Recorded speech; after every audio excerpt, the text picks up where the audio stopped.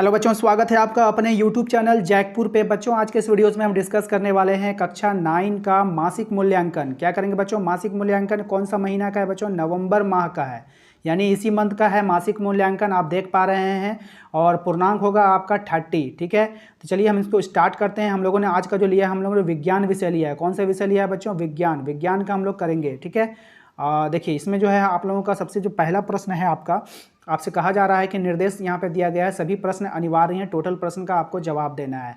Video start करने से पहले आप लोगों से निवेदन है, यदि आप सभी वीडियोस देखना चाहते हैं, सभी मासिक मूल्यांकन का वीडियो देखना चाहते हैं, तो आप सबसे पहले चैनल को सब्सक्राइब कर रखिएगा। वीडियो पसंद आएगा तो वीडियो को लाइक कीजिएगा, शेयर कीजिएगा अपने दोस्तों के साथ भी। ठीक है बच्चों, चलो स्टार्ट करते हैं। देखते हैं, सबसे पहले हम लोग का सभी प्रश्न अनिवार्य हैं। प्रश्न 1 से 8 तक पे 1 अंक आवंटित है, यानी कि 1 से 8 तक का जो प्रश्न होगा बच्चों, उसमें आपको सिर्फ 1 नंबर दिया जाएगा। ठीक है, चलिए प्रश्न हम पढ़ते हैं। बच्चों आज के जो वीडियोस हम बना रहे हैं, ये कक्षा 9 का जो मासिक मूल्यांकन है उसका एनालिसिस है। क्या है बच्चों? एनालिसिस। वीडियो बनाने का उद्देश्य ये बिल्कुल भी नहीं है कि आप पहले वीडियोस देख करके बाद में एग्जाम देंगे, बल्कि वीडियो बनाने का उद्देश्य यह है कि आप पहले एग्जाम दे करके आएँ, उसके बाद वीडियोस देखें, एनालिसिस करें कि आपने कितना सही बनाया है और कितना गलत बनाया है। ठीक है, तो चलिए स्टार्ट करते हैं। देखिए बच्चों, आपका जो पहला सवाल आपसे पूछा गया है, इसमें कहा जा रहा है कि पृथ्वी की सतह पर गुरुत्वीय त्वरण का मान कितना होता है? प्रश्न नंबर 1। ठीक है, आपके ऑप्शंस में दिया गया है 9.8 मीटर प्रति सेकंड स्क्वायर, 8.8 मीटर प्रति सेकंड स्क्वायर, 4.8 मीटर प्रति सेकंड स्क्वायर, 8.9 मीटर प्रति सेकंड स्क्वायर। तो बच्चों इसका सही जवाब हो जाएगा ऑप्शंस नंबर अ, यानी 9.8 मीटर पर सेकेंड स्क्वायर। ठीक है, समझ में आ गया बच्चों? चलिए नेक्स्ट सवाल है हमारा, कौन सा रोग संक्रामक है, यानी फैलने वाला है, एक दूसरे से फैल जाता है? रतौंधी, जिसमें लोग रात में दिखाई नहीं देता, क्या वो एक दूसरे से फैलता है? बिल्कुल नहीं फैलता है। मधुमेह, जो शुगर की बीमारी होती है, क्या वो एक दूसरे से फैलता है? नहीं फैलता। उच्च रक्तचाप, क्या हाई ब्लड प्रेशर एक दूसरे से फैलता है? नहीं फैलता है। हैजा एक संक्रामक रोग है। ठीक है, अगर किसी को होता है तो वहाँ आपको परहेज से रहना होगा, मास्क वास्क लगा कर रखना होगा। ठीक है बच्चों, तो इसका सही जवाब क्या होगा? द। ठीक है, हैजा। ठीक है बच्चों, चलिए नेक्स्ट हमारा तीसरा सवाल है, वस्तु पर 10 न्यूटन बल लगने पर यदि वस्तु बल की दिशा में 2 मीटर विस्थापित होती है तो बल द्वारा किया गया कार्य, तो क्या होगा बच्चों? 10 को 2 से गुना कर दीजिए। 10 दूना कितना हो गया? 20 जूल कार्य होगा। कितना होगा बच्चों? 20 जूल। 100 इसका आंसर हो जाएगा। नेक्स्ट चौथा प्रश्न है बच्चों हमारा, दो क्रमागत संपीड़नों या विरलनों के बीच की दूरी क्या कहलाती है? तो तरंग दैर्घ्य होगा, ऑप्शन नंबर 2। ठीक है, नेक्स्ट कार्य का एसआई मात्रक। बच्चों आपसे पूछा जा रहा है कार्य का एसआई मात्रक क्या होगा? तो कार्य का जो एसआई मात्रक होगा वो होगा हमारा जूल, यानी खाली जगह में यहाँ पे आपको जूल भरना है। और इसका संकेत क्या होता है बच्चों? जे होता है। ध्वनि की चाल डैश पर निर्भर करती है। ध्वनि की चाल किस पर निर्भर करती है? तो बच्चों खाली जगह में आपको पकड़ना है माध्यम के गुणों पर। क्या लिखना है बच्चों? आपको मैं लिख दे रहा हूँ, माध्यम। ठीक है, माध्यम के गुणों पर। माध्यम के गुणों पर किस पर निर्भर करती है? माध्यम के गुणों पर। हैजा डैश जीवाणु के द्वारा होता है। सबसे पहले इसको आप नोट कर लीजिए या स्क्रीनशॉट लीजिए, क्योंकि ये हट जाएगा। ठीक है, चलिए 7 नंबर पे हम लोग चलते हैं। तो बच्चों हैजा किसके द्वारा होता है बच्चों? तो वाइबिरियो। क्या होता है बच्चों? वाइबिरियो। हम नाम लिख देते हैं, ध्यान से देख लीजिएगा, वाइबिरियो। ठीक है बच्चों, काफ़ी बड़ा बड़ा लिख रहे हैं ताकि आपको समझ में आए। वाइबिरियो कोलेरी। क्या होगा? कोलेरी। ये आपका जीवाणु का नाम है। इसी जीवाणु के कारण क्या होता है बच्चों? हैजा होता है। ठीक है, चलिए नोट कर लें इसको। नेक्स्ट बढ़ते हैं। क्वेश्चन नंबर 8 है हमारा, तरंग दैर्घ्य का एसआई मात्रक क्या है? तो बच्चों तरंग दैर्घ्य का जो एसआई मात्रक है, इसमें आपको भरना है मीटर। क्या भरना है बच्चों? मीटर। क्या भरेंगे? मीटर। ठीक है बच्चों, तो 1 से लेकर 8 तक के सभी सवाल जो 1 नंबर के थे आपके कंप्लीट हो चुके हैं। चलिए नेक्स्ट चलते हैं।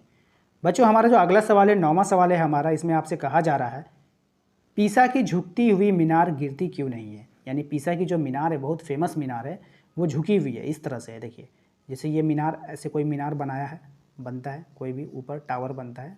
ठीक है ना, आप टावर समझ लीजिए, मीनार अगर समझ में नहीं आ रहा टावर समझिए। लेकिन वहाँ का जो टावर है बच्चों, वो थोड़ा झुकी हुई है, इस तरह से है ना, इस तरह से बनी, थोड़ा झुकी हुई। तो ये गिरती क्यों नहीं है? झुकी हुई तो है, लेकिन ये गिरती क्यों नहीं है? तो ये समझ में नहीं आता है लोगों को। तो चलिए यही आपका सवाल में आपका यही पूछा जा रहा है कि पिसा की झुकती हुई मीनार गिरती क्यों नहीं। चलिए इसके आंसर को देख लेते हैं। तो बच्चों इसका सही जवाब जो होगा पिसा की झुकी हुई मीनार क्यों नहीं गिरती है। तो चलिए इसका आंसर आप स्क्रीन पे देख पा रहे होंगे। तो चलिए इसके आंसर को हम बता देते हैं सबसे पहले, ठीक है। देखिए आंसर में क्या है, पिसा की जो प्रसिद्ध मीनार है के ना गिरने का जो मुख्य वजह है उसकी नींव में डाली गई नरम मिट्टी है। कौन सी मिट्टी है? नरम मिट्टी है। मिट्टी की कोमलता से भूकंप आने पर यह हिलती नहीं है, क्योंकि मिट्टी कोमल है तो ये हिलती नहीं है और यह इसके बचे रहने का मुख्य वजह है। तो आप इसका स्क्रीनशॉट ले लें या फिर वीडियो रोककर इसके आंसर को नोट कर लें, ठीक है बच्चों। चलिए हम अपने अगले सवाल पे चलते हैं। बच्चों हमारा अगला सवाल है क्वेश्चन नंबर 10, ध्यान से देखिएगा। अच्छे स्वास्थ्य की 2 आवश्यक स्थितियां आपको बताना है। अच्छे स्वास्थ्य की 2 आवश्यक स्थितियां बताना है, ठीक है बच्चों। चलिए इसके आंसर को देख लेते हैं। तो बच्चों अच्छे स्वास्थ्य की 2 आवश्यक स्थितियां निम्न है। आपको यहाँ पे नोट करना, अच्छे स्वास्थ्य की 2 आवश्यक स्थितियां जो है वो निम्न है। पहला क्या है, वो रोग मुक्त हो, उसे कोई रोग ना हो, ठीक है, ये पहली परिस्थिति होनी चाहिए। दूसरा, वह सामाजिक तथा मानसिक परेशानियों से मुक्त हो, वो सामाजिक और मानसिक परेशानियों से क्या हो बच्चों, मुक्त हो, ठीक है। चलिए हम अपने अगले सवाल पे चलते हैं। बच्चों हमारा अगला सवाल है कि किसी वस्तु की गतिज ऊर्जा से क्या तात्पर्य है। क्वेश्चन नंबर 11 हो गया हम लोग का, किसी वस्तु की गतिज ऊर्जा से आपका क्या तात्पर्य है। चलिए इसके आंसर को जान लेते हैं।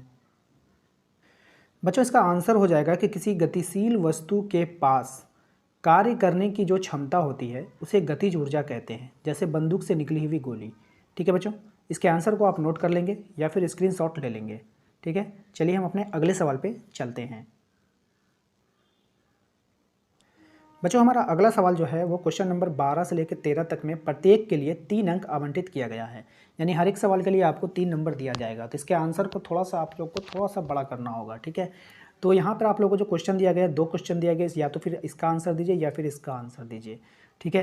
तो यहाँ पर आप लोग को पहला 12 नंबर सवाल आप ध्यान से देखिए, संक्रामक तथा असंक्रामक रोगों के बीच क्या भिन्नताएं हैं, प्रत्येक रोग का एक उदाहरण देना होगा, ठीक है बच्चों। तो क्या क्या रोग हैं आप जान लेते हैं, ठीक है। तो चलिए सबसे पहले हम लोग ये वाला सवाल जो है आपका संक्रामक तथा असंक्रामक, इसे ही हम हल करते हैं, ये वाला को छोड़ देते हैं, यानी कि किसी एक दोनों में से एक सवाल का आंसर आपको देना था, तो हम लोग ये वाला ऊपर वाले का आंसर देते हैं। तो बच्चों इसका सही जवाब हो जाएगा कि वह रोग जिनके तत्कालिक कारक सूक्ष्म जीव होते हैं, ठीक है, होते हैं, उन्हें संक्रामक रोग कहते हैं। तो ये हो गया उसकी परिभाषा, वह रोग जिनके तत्कालिक कारक सूक्ष्म जीव होते हैं उन्हें संक्रामक रोग कहते हैं। उदाहरण के तौर पे हो जाएगा मलेरिया और फ्लू, ठीक है बच्चों। उसको दूसरा था, उसी में आपका 2 क्वेश्चन था, उसी में है आपका ऐसे रोग जिनका संक्रमण व्यक्ति के शरीर से स्वस्थ शरीर में नहीं हो पाता है उसे असंक्रामक रोग कहते हैं, यानी जो फैल जाता है उसे संक्रामक कहते हैं और जो एक दूसरे से नहीं फैलता है उसे असंक्रामक रोग कहते हैं। जैसे हो जाएगा आपका मधुमेह और कैंसर, ठीक है। तो उम्मीद करते हैं कि आपको समझ में आ गया। आप इसका आंसर जो है अपने कॉपी पे नोट कर लें या फिर इसका स्क्रीनशॉट ले लें, ठीक है बच्चों। तो चलिए बढ़ते हैं हम अपने अगले सवाल की ओर। बच्चों हमारा अगला सवाल देखिएगा, अगला सवाल 13 नंबर क्या कह रहा है कि गुरुत्वाकर्षण के सार्वत्रिक नियम को लिखना है। सार्वधिक नहीं होगा, सार्वत्रिक होगा शायद, ठीक है, सार्वत्रिक। तो सार्वत्रिक नियम का क्या महत्व है वो बताना है, या फिर आपको किसी वस्तु के गुरुत्व केंद्र कैसे ज्ञात किया जा सकता है ये बताना है, ठीक है बच्चों। तो हम लोग जो है इसका आंसर देंगे गुरुत्वाकर्षण के सार्वत्रिक नियम का क्या महत्व है, ठीक है। चलिए इसके आंसर को जान लेते हैं।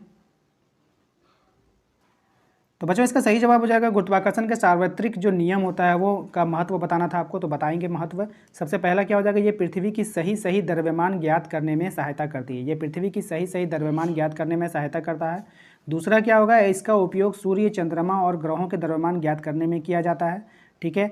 तीसरा है, यह नियम तारों तथा ग्रहों के खोज करने में भी सहायता करता है। तो ये काफ़ी इंपॉर्टेंट पॉइंट है, आप इसे नोट कर लेंगे अपने नोटबुक पे या फिर इसका स्क्रीनशॉट भी आप ले सकते हैं, ठीक है। चलिए हम अपने अगले सवाल पे चलते हैं। बच्चों हमारा अगला सवाल है, निम्न में का टिप्पणी करना होता है, ठीक है। तो क्या करना है, टिप्पणी करना है। सबसे पहला है हमारा अल्ट्रासोनोग्राफी और दूसरा है हमारा सोनार। इनके बारे में हमें क्या करना है, टिप्पणी करना है, यानी कुछ छोटा मोटा लेख लिखना है। या फिर आपको करना क्या होगा, अथवा करके जो दूसरा क्वेश्चन आपको दिया गया है, संपीड़न एवं विरलन को सचित्र समझाना है। तो हम सचित्र वाले को ना लेकर के इसका क्या करते हैं, ओ और बो का आंसर दे देते हैं, ठीक है। तो चलिए इसके आंसर को देखेंगे दोनों को एक साथ। तो चलिए पहले हम लोग देखेंगे अल्ट्रासोनिक के बारे में। अल्ट्रासोनिक क्या होता है, ठीक है। सोनोग्राफी या अल्ट्रासोनिक चिकित्सीय निदान का एक महत्वपूर्ण साधन है। यह प्रासर्व ध्वनि तरंग पर आधारित होता है। एवं एक चित्रांकन, ठीक है, चित्रांकन तकनीक है। चिकित्सा क्षेत्र में इसका कई उपयोग है, जिसमें गर्भावस्था में गर्भस्थ शिशु के स्वास्थ्य के बारे में जानकारी प्राप्ति के लिए सर्वाधिक मानी जाती है। ठीक है, तो ये सबसे उपयुक्त होती है। तो इसे आप स्क्रीनशॉट ले लें या फिर अपने नोटबुक पे नोट कर लें। नेक्स्ट है हमारा सोनार। नेक्स्ट हम लोग देखेंगे सोनार के बारे में। सोनार एक तकनीक है जो नौचालन जल के अंदर संचार करने तथा अंदर या सतह पर वस्तुओं का पता करने के लिए ध्वनि संचरण का उपयोग करता है। तो ये हुआ सोनार की परिभाषा। तो इन दोनों को हम लोग नोट कर लेंगे अपने नोटबुक पे या फिर इसका स्क्रीनशॉट भी आप ले सकते हैं। चलिए हम अपने अगले सवाल पे चलते हैं। बच्चों हमारा अगला सवाल जो है, इसमें 15 नंबर सवाल को ध्यान से देखिएगा। 15 नंबर सवाल में हमसे कहा जा रहा है कि रोग की रोकथाम उसके उपचार बेहतर है। इस कथन से सार्थकता बताने के लिए कोई एक उदाहरण देना होगा। यानी रोग की जो रोकथाम है उसके उपचार से बेहतर होता है, इसके बारे में आपको चर्चा करना है या फिर आपको नीचे वाले प्रश्न का उत्तर देना है। तो हम लोग क्या करेंगे, सबसे पहला प्रश्न जो है इसी का उत्तर देंगे। चलिए इसके जवाब पे चलते हैं।